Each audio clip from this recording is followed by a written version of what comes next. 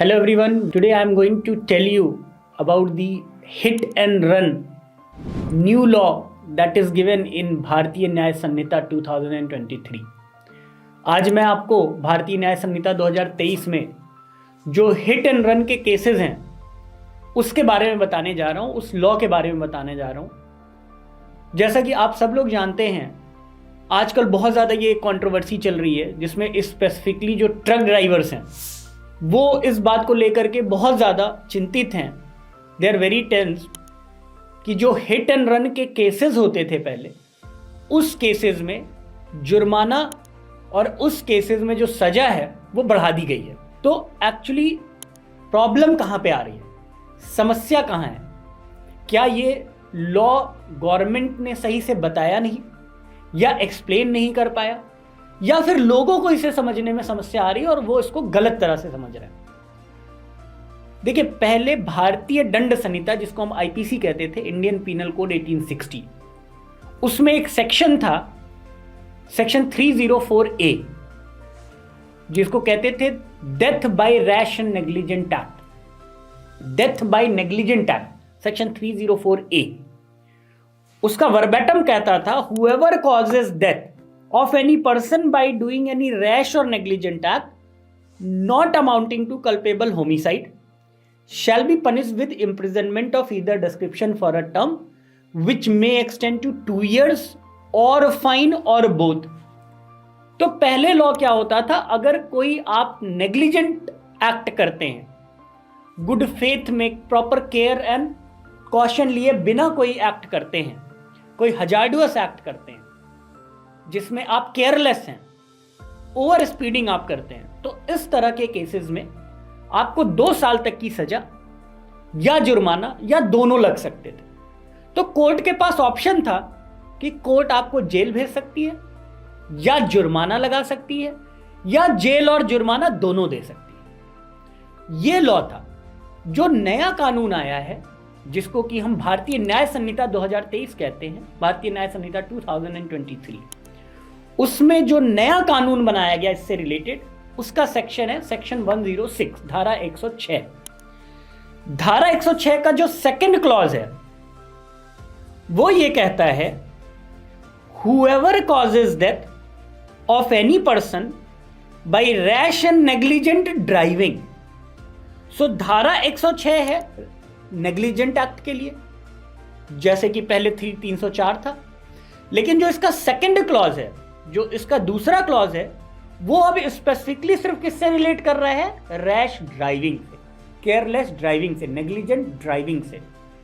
Whoever causes death of any person by rash और negligent driving of vehicle not amounting to culpable homicide. इसका कहने का मतलब ये है इस कानून का कि आपने रैश ड्राइविंग से अगर कोई एक्सीडेंट कर दिया या रैश ड्राइविंग के चलते आपने किसी को हिट कर दिया, टक्कर मार दी, तो उसके बाद अगर उस पर्सन को जिसको आपने टक्कर मारी है, अगर उसकी डेथ हो जाती है, हालांकि उसकी डेथ आपने जानबूझ करके नहीं की, आपने इंटेंशनली नहीं की, विद नॉलेज नहीं की, आपका कोई मेलाफाइड इंटेंशन नहीं था, आपका कोई ऐसा आशय नहीं था कि आपको उसे मारना है, लेकिन चूंकि आप केयरलेस थे, आप रैश थे, और इस ड्राइविंग की वजह से क्या हुआ, उसकी डेथ हो गई।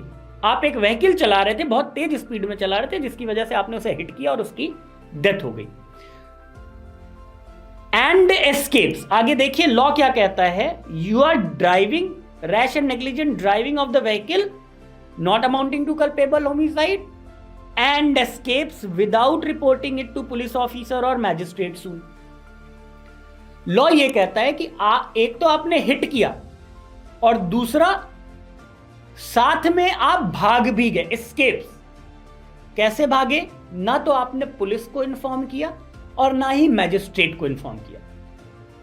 कानून ये कह रहा है कि अगर आपसे रैश एंड नेग्लिजेंट एक्ट में आपने किसी को हिट कर दिया है और वो पर्सन अब घायल हो गया या सीरियसली इंजर्ड हो गया, तो आपकी ये ड्यूटी बनती है कि आप पुलिस ऑफिसर को या फिर जो मैजिस्ट्रेट है, अगर इस केस में हम देखें तो मैजिस्ट्रेट का मतलब यहां पे जो इंटेंशन है लेजिस्लेचर का, वो एग्जीक्यूटिव मैजिस्ट्रेट से है।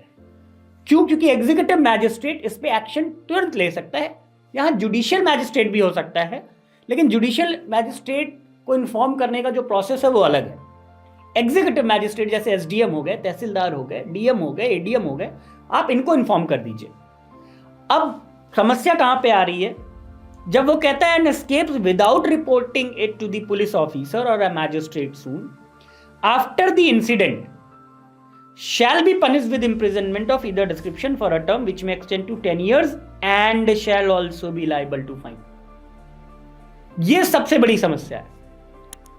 जो ट्रक ड्राइवर्स प्रोटेस्ट पे जा रहे हैं, जैसे हमने सुना होगा अभी पिछले कुछ दिनों पहले ट्रक ड्राइवर्स ने एक प्रोटेस्ट किया था पूरे नेशन में, लेकिन फिर बातचीत हुई और बातचीत के बाद उन्होंने अपना प्रोटेस्ट खत्म कर दिया, उन्होंने अपना धरना खत्म कर दिया। 17 जनवरी से कर्नाटका स्टेट में सारे ट्रक ड्राइवर्स इनडेफिनिट स्ट्राइक पे जा रहे हैं, वो भी धरना देने जा रहे हैं इनडेफिनेटली। हमारी मांग जब तक नहीं क्लियर होगी, ये लॉ जब तक क्लियर नहीं होगा, तब तक हम धरना करेंगे। अब इसमें ये बात आती है कि ये कर क्यों रहे? लॉ तो पहले भी था। पहले जो लॉ था 304A वो पनिशमेंट देता था 2 साल की या जुर्माना या दोनों।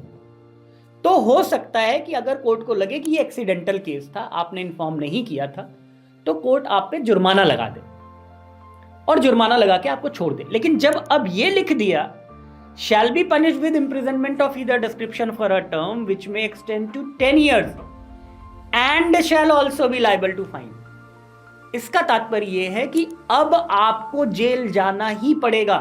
तो अब पनिशमेंट हो गई 10 years, 10 साल तक की, and shall also be liable to fine, और साथ के साथ आपको फाइन भी, मतलब जुर्माना भी देना है, और 10 साल तक की जेल हो सकता है। 2 ही साल जज दे, 5 साल दे, 7 साल दे, 10 साल भी दे सकता है, डिपेंडिंग अपॉन कि किस तरह का आपने इंसिडेंट किया, किस तरह का आपने रैश एंड नेग्लिजेंट एक्ट किया।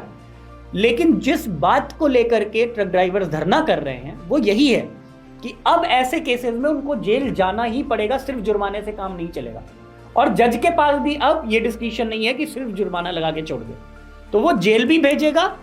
अब जज को आपको जेल भी भेजना है अगर आपका ऑफेंस प्रूव हो जाता है, अगर आपका एक्ट स्टैब्लिश हो जाता है, तो आप जेल भी जाएंगे और जुर्माना भी देंगे। यहां पे एक बात यह है कि वो इसका क्यों विरोध कर रहे हैं। ये लॉ तो सही है कि ठीक है, अगर आपने एक्सीडेंट किया है तो आप पुलिस को इन्फॉर्म कर दीजिए, आपने एक्सीडेंट किया है तो आप उसको लेके हॉस्पिटल चले जाइए। सुप्रीम कोर्ट के ऑर्डर्स हैं कि अगर कोई किसी घायल को हॉस्पिटल लेके आता है तो उसके साथ किसी भी तरह की कोई भी लीगल फॉर्मेलिटीज नहीं की जाएगी, उसको किसी भी तरह के केस में नहीं लाया जाएगा, उसके ऊपर किसी भी तरह की लाइबिलिटी इंपोज नहीं की जाएगी कि आपको विटनेस बनना है, गवाह बनना है। गुड समैरिटन का लॉ है। यहां पे समस्या इसलिए आ रही है क्योंकि ये ट्रक ड्राइवर्स अगर ये ट्रक चलाते हैं और मान लीजिए कोई एक्सीडेंट हो जाता है, सो हमने अपने सोसाइटी में देखा हुआ है कि जनरली जब बड़ी व्हीकल रहती है और उससे कोई बाइक वाले का एक्सीडेंट हो गया, किसी कार वाले का एक्सीडेंट हो गया, so what happens in this case? Generally people will make the driver liable. लोग क्या करते हैं, जो ड्राइवर है उसी को सबसे पहले पकड़ते हैं, और भीड़ अगर है, लोग हैं, अगर जिसको चोट लगी उसकी डेथ हो गई या उसे ज्यादा चोट लग गई, तो लोग ड्राइवर को पकड़ के पहले मारना शुरू कर देते हैं। Sometime it results into mob lynching. तो ड्राइवरों का ये कंसर्न है, ट्रक ड्राइवर्स का ये कंसर्न है, बस ड्राइवर्स का ये कंसर्न है कि अगर एक्सीडेंट हुआ जिसमें हमारी गलती हो या ना हो, उस समय अगर हम रुकते हैं, उस समय अगर हम जो विक्टिम है, जो हिट हुआ है, उसको हॉस्पिटल ले जाने की सोचते हैं, तो there are chances that they may be lynched by the mob. उनकी लिंचिंग हो सकती है, उनकी हत्या की जा सकती है या ग्रीवियस हर्ट कॉज किया जा सकता है। दैट्स द रीजन कि वो क्या करते हैं, वो वहां से पहले अपनी जान बचाने की कोशिश करते हैं।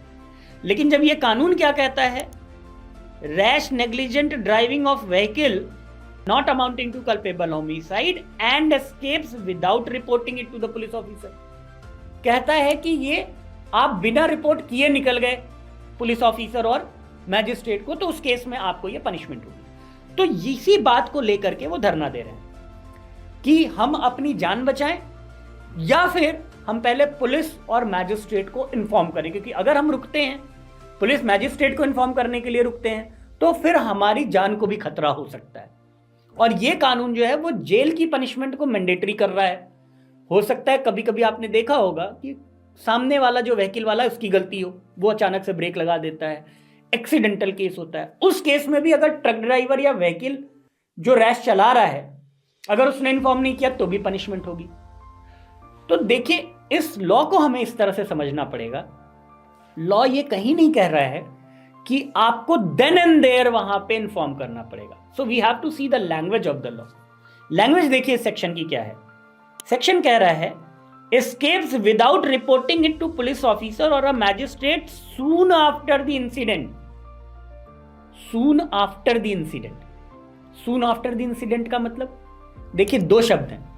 अगर यहां पे लिख देता escapes without informing the police officer or the magistrate immediately, within an hour, within 30 minutes, ऐसी कोई भी कंडीशन नहीं लगाई है लॉ ने। लॉ कह रहा है सून आफ्टर द इंसिडेंट।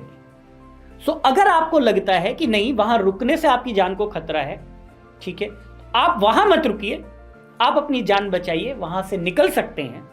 आगे जाकर के आप 100 नंबर डायल कर दीजिए, 112 नंबर डायल कर दीजिए, या एग्जीक्यूटिव मैजिस्ट्रेट को इन्फॉर्म कर दीजिए कि इस तरह का एक इंसिडेंट हुआ, इस तरह से एक एक्सीडेंट हुआ, इस तरह से मेरी ट्रक ने या बस ने या मेरी व्हीकल ने इसको हिट कर दिया है और ये इंसिडेंट है। और आपको पता है कि आप 100 नंबर पे जब कॉल करते हैं, 112 नंबर पे जब कॉल करते हैं, या फिर आप अगर मैजिस्ट्रेट या किसी गवर्नमेंट ऑफिसर को कॉल करते हैं तो उसका रिकॉर्ड रहता है आपके पास।